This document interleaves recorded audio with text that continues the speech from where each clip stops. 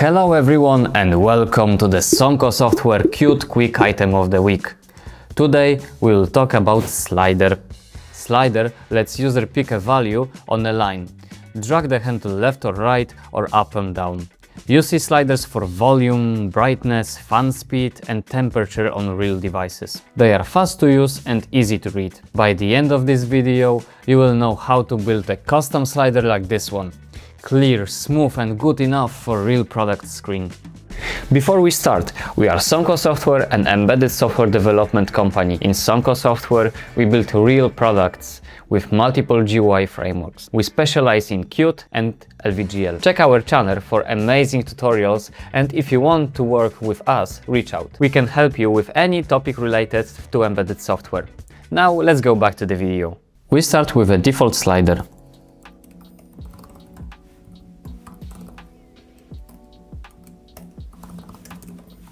This is a slider from Qt Quick Controls. You can drag the handle and the value changes. The look depends on the style Qt uses. If you only write import Qt Quick Controls, Qt often picks the native style for your operating system. In this series we use basic style. We use basic on purpose, one steady look on every machine. Now the UI of the slide changed. The main properties are from, to and value. From is the minimum, to is maximum and value is where the handle starts. We also add a text label under the slider so you can see the value change when we drag. Here the slider starts at 40 and runs from 0 to 100.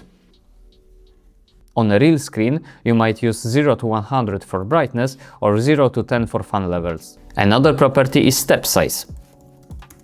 stepSize controls how much the value jumps when you move the slider.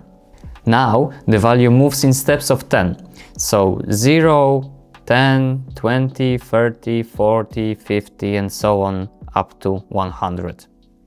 This is useful when you want fixed levels, not every number between. The next property is snapMode. snapMode works with stepSize. It picks when the value locks to a step. First, slider snap always.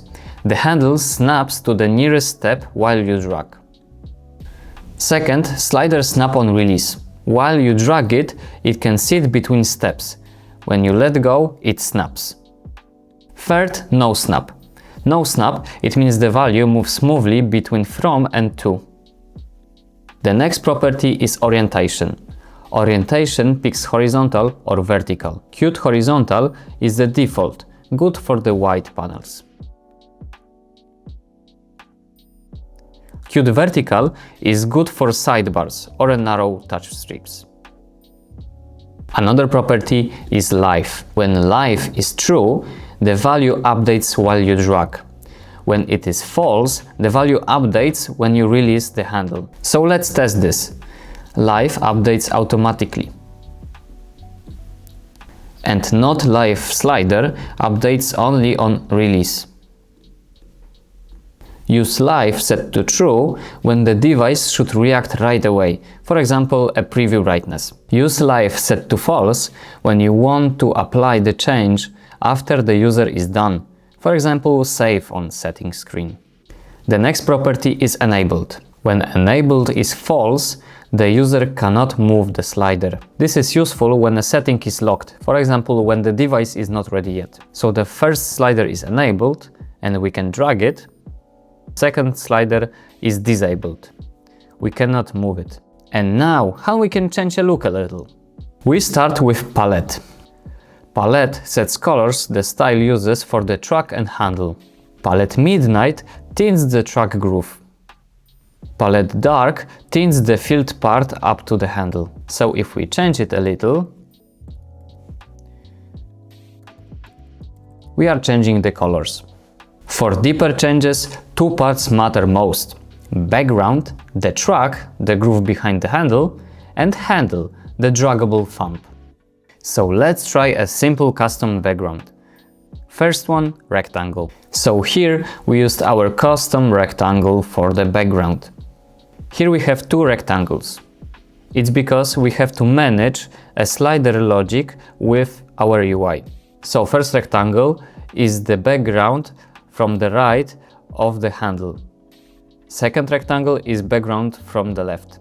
Visual position goes from 0 to 1. We use it to size the filled part. So let's test this code. And now I implemented our custom handle. Handle is a thumb that user drags. When slider is pressed, we use darker color. This is to make a small feedback to the user. And now let's build the slider from the intro, the full custom one. As you can see, we still use a normal slider. Same drag logic, same from, to and value properties.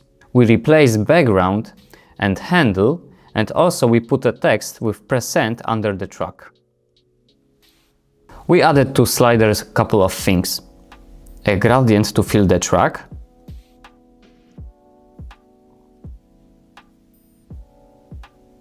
a round handle with a light border, a soft ring when the pointer hovers, and a small press scale to the handle. So let's test this code. When we hover, the ring appears. When we press, the handle scales a little. And we also have this cool gradient. QML makes this fast. A little code and the control already feels like product UI. The kind of brightness control you would ship on an embedded screen. That is what we want. Clear feedback, smooth drag and the look users trust. If this video helped you, please like and subscribe. Tell us in the comments what QML item we should cover next. If your team needs help with embedded projects, visit us. Link in the description. And now, thanks for watching and I'll see you in the next episode. Cheers!